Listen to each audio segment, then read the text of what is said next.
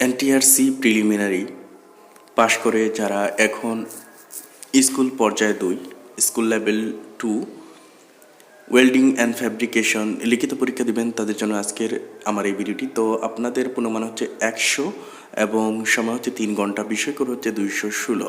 তো আপনারা 2টি বিভাগে পরীক্ষা দিয়ে 100 নম্বরের উত্তর করতে হবে 40 এবং কবি ব্যক্তি 40 এবং কবি ব্যক্তি 60 নম্বর উত্তর করবেন।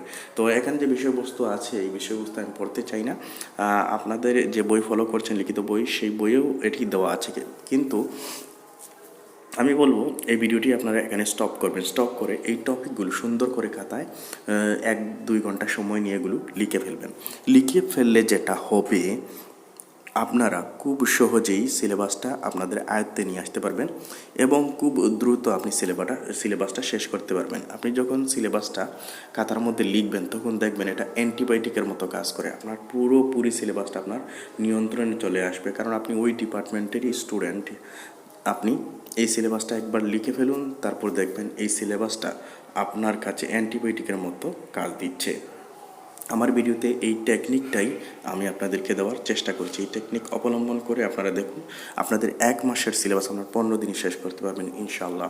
আপনারা টপিকগুলো খাতার মধ্যে লিখে নেবেন। খাতার মধ্যে লিখলে পুরো সিলেবাস আপনার আয়ত্তে চলে আসবে। একবার লিখেই দেখুন 1 ঘন্টা সময় নষ্ট করে। তো এখানে পরীক্ষা দিবেন তারা হচ্ছে যারা মেকানিক্যাল এবং শিপ বিল্ডিং টেকনোলজি থেকে পাশ করেছেন, শুধুমাত্র তারাই এই সাবজেক্টে লিখিত পরীক্ষা দিবেন। তো এই ছিল আজকের ভিডিওটি। আশা করছি ভিডিওটি আপনাদের অনেক অনেক উপকারে আসবে। প্লিজ কষ্ট করে আপনারা সিলেবাসটা লিখে